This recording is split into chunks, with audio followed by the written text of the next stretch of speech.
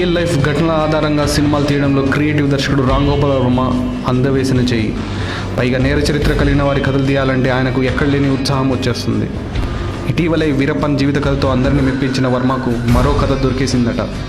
అది మరెవరో కాదు, దోపిడీలు, భూదందాలు, ఆకృత్యాలతో అందరూ విస్తుపోయేలా చేసిన గ్యాంగ్స్టర్ నయీం జీవిత కథ. ఇటీవల ఎన్కౌంటర్లో హతమైన గ్యాంగ్స్టర్ నయీముద్దీన్పై సినిమా తీస్తానంటున్నాడు వర్మ. ఈ విషయాన్ని ఆయనే ట్విట్టర్ ద్వారా వెల్లడించారు.